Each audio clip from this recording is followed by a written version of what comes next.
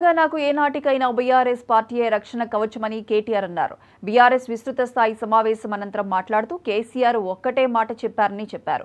పార్టీలు ఓడిపోతుంటాయి, గెలుస్తుంటాయని, ప్రజాస్వామ్యంలో ప్రజలు, తెలంగాణ సమాజం గెలవాలని అదే తమ ఆలోచన అని తెలిపారు. కేంద్రం నుంచి నిధులు రాబట్టడంలో కాంగ్రెస్ ప్రభుత్వం విఫలమైందని విమర్శించారు.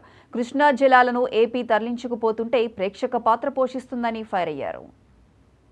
సామాజిక చరిత్రలో ఒక ఉజ్వల ఘట్టంగా ఈ సమావేశం పూర్తి స్థాయిలో అభిప్రాయపడింది. తెలంగాణకు ఏనాటికైనా ఒక రక్షణ కవచం, తెలంగాణ ప్రజలకు, తెలంగాణ ప్రజల ప్రయోజనాలకు ఒక రక్షణ కవచం బీఆర్ఎస్ అని చెప్పి కూడా అందరం కూడా అభిప్రాయాన్ని వ్యక్తం చేయడం జరిగింది.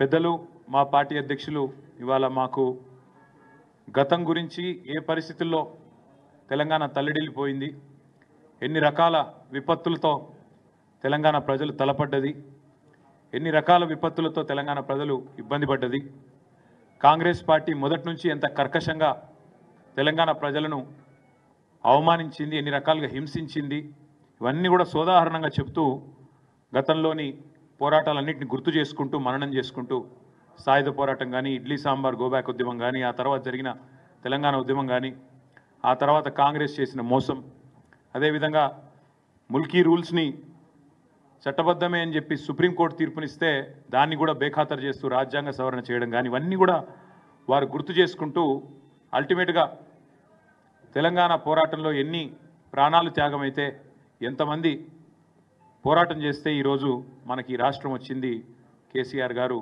మా అందరికీ కూడా గతాన్ని గుర్తు చేయడంతో పాటు రాష్ట్రంలో ప్రస్తుత రాజకీయ పరిణామాలను స్పృశిస్తూ పార్టీ తరఫున రాబోయే కాలంలో చేయాల్సిన కార్యక్రమాల విషయంలో కూడా చాలా వివరంగా దిశానిర్దేశం చేసినారు. అందరం కలిసి